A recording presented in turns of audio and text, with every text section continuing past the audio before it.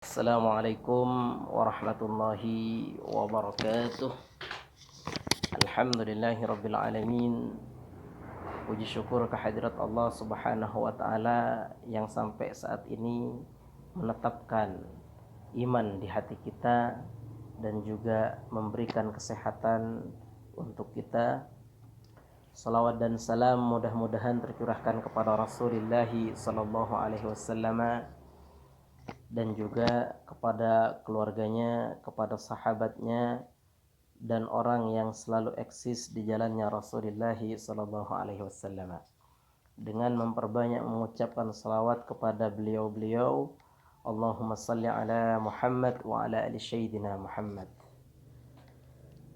Alhamdulillah, pagi hari ini kita akan melanjutkan kajian hadis Nabi besar Muhammad sallallahu alaihi wasallam. Wa anha, hadis yang berangkat dari Sayyidah Aisyah radhiyallahu taala anha, anna Aisyah radhiyallahu taala anha, hadis yang berangkat daripada Sayyidah Aisyah, istri muda Rasulullah sallallahu alaihi wasallam. Beliau dinikahi di usia yang relatif muda oleh Rasulullah sallallahu alaihi wasallam. Kemudian beliau adalah putri dari sahabat tercinta Rasulullah sallallahu alaihi wasallam, yaitu Sayyidina Abu Bakar As-Siddiq. Beliau populer dengan As-Siddiq dengan kepercayaannya yang totalitas kepada Rasulullah sallallahu alaihi wasallam sejak terjadinya Isra Mi'rajnya Nabi besar Muhammad sallallahu alaihi wasallam.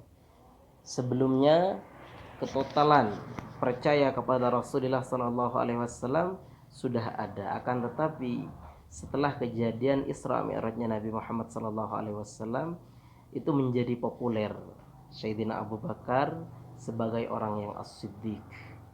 Makanya orang Arab saat itu menamai beliau dengan as-siddiq, memberikan gelar as-siddiq untuk beliau. Hadis yang berangkatnya dari putri Sayyidina Abu Bakar, yaitu Sayyidah Aisyah radhiyallahu anha, semoga Allah meridhoinya. Qalat, beliau menyampaikan, lam yakunin Nabi sallallahu alaihi wasallam ala syai'in minan nawafil asyaddu ta'ahudan minhu ala raka'atil fajr. Rasulullah sallallahu alaihi wasallam tidak pernah, lam yakunin nabiyyu ala syai'in minan nawafil asyaddu ta'ahudan. Rasulullah sallallahu alaihi wasallam tidak pernah lebih menjaga untuk sholat sunat daripada 2 rakaat sholat fajar.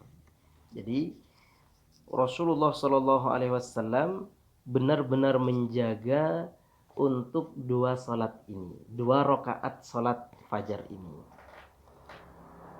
Muttafaqun alaih. Hadis ini adalah hadis muttafaq wali muslimin, dan juga hadis yang berangkat daripada perawinya yakni Imam Muslim dengan bunyi rakaatal fajri khairun minad dunya wa ma fiha.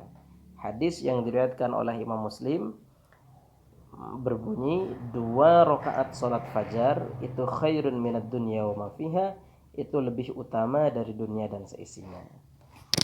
Nah, hadis yang berangkat dari Sayyidah Aisyah menjelaskan bahwasanya Rasulullah sallallahu alaihi wasallam tidak pernah menjaga salat sunnah melebihi 2 salat ini, 2 rakaat salat ini, yaitu 2 rakaat sebelum salat subuh, yaitu 2 rakaat sebelum salat subuh yang kita kenal dengan salat fajar. Sedangkan hadis dari Imam Muslim bunyinya adalah rakaatul fajri khairun minad dunya wa ma fiha. 2 rakaat fajar itu lebih utama dari dunia dan seisinya. Kemudian al-ma'na al-ijmali, kesimpulan maknanya adalah raghibatul fajar,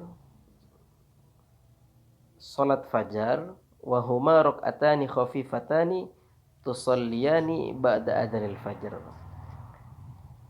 Kesimpulannya adalah salat fajar itu adalah 2 rakaat khafifatani yang sangat singkat, tusalliyani yang dilaksanakan ba'da adzanil fajri, setelah adzan fajar. Kita tunaikan setelah adzan fajar setelah adzan subuh, baru di situ kita mendirikan 2 rakaat yang singkat.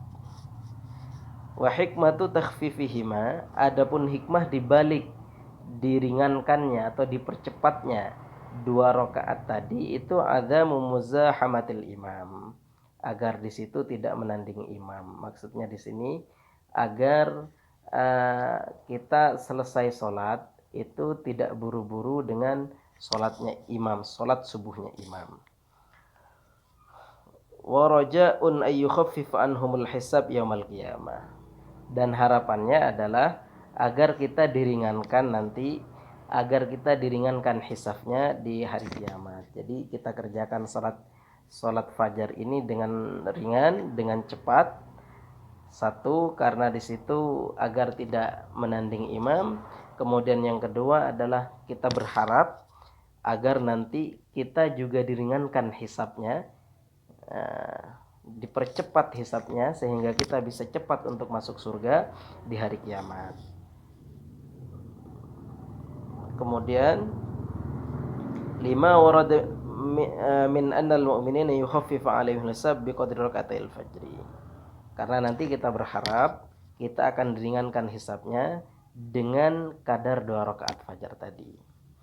Lam yatrukhumar rasul fil hadar wala fis safar. Nah, ini di mana Rasulullah sallallahu alaihi wasallam untuk 2 rakaat salat ini itu tidak pernah meninggalkannya fil hadar, di saat Nabi Muhammad ada di rumah, ada di lingkungan rumahnya, wala fis safar, ataupun juga Nabi Muhammad saat bepergian. Tidak pernah ditinggalkan 2 rakaat ini.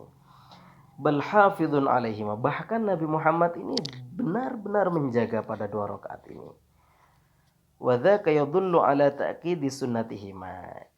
Ini di mana Rasulullah sallallahu alaihi wasallam benar-benar menjaga 2 salat ini, itu suatu dalil, suatu hal yang menunjukkan bahwasanya akan benar-benar dikokohkannya kesunatan 2 salat ini.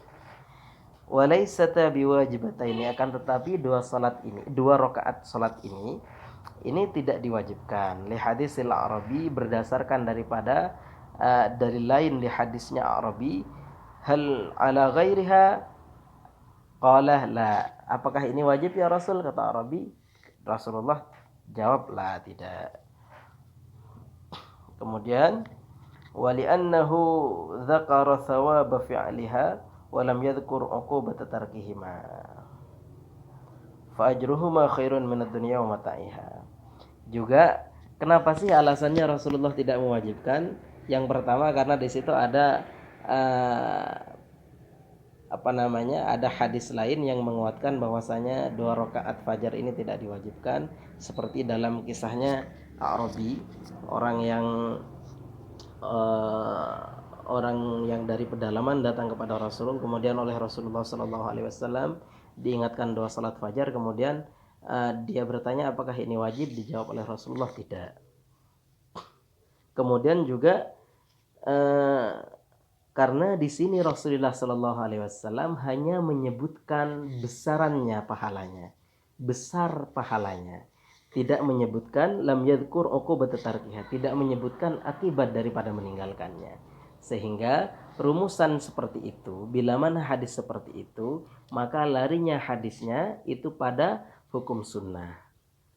Di sini Nabi Muhammad hanya menyebutkan pahalanya doang, yang sangat besar pahalanya, akan tetapi tidak menyebutkan akibat atau konsekuensi daripada meninggalkannya.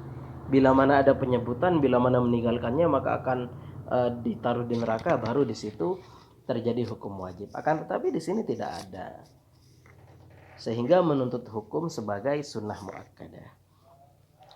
Fa ajruhuma khairun minad dunya wa ma fiha, adapun pahala daripada 2 rakaat ini itu lebih utama daripada dunia dan seisinya. Lebih utama khairun minad dunya, dari dunia, wa mata'iha, dan perhiasannya.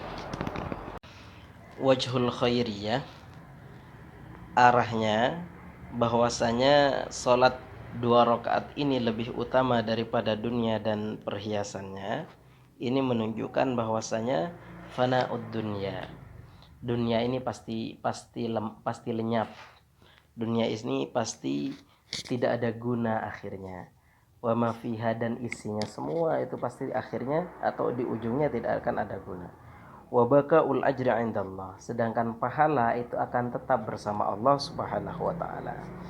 Li'anna ma 'indallahi khairu wa abqa, dan setiap hal yang ada pada sisi Allah ini pasti akan khairun wa abqa, akan lebih baik, akan baik dan juga akan kekal. Kemudian fiqhul hadis, fikih dibalik hadis yang dijelaskan oleh Sayyidah Aisyah tadi adalah ta'kid rak'atail fajri wa 'adhamu thawabihima, yaitu menguatkan 2 rakaat salat fajar dan mengagungkan pahalanya 2 salat fajar tadi. Wa ulu murattabatihima, dan juga tingginya derajat daripada 2 rakaat salat fajar tadi. Fil fadilah, dari sisi keutamaan.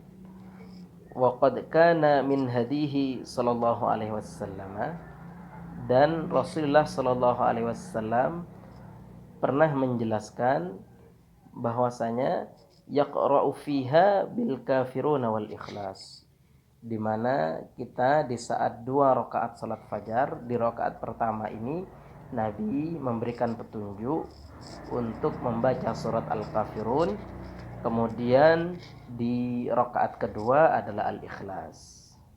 Au ayatai, atau 2 ayat qalu amanna billah. Yang itu tuh mungkin yang qalu amanna billahi wa ma unzila ilaina wa ma unzila ila Ibrahim wa Ismail wa Ishaq wa Yaqub wal asbat wa ma utiya Musa wa Isa wa ma utiya an-nabiyyuna min rabbihim wa la nufarriqu baina ahadin minhum wa nahnu lahu muslimun.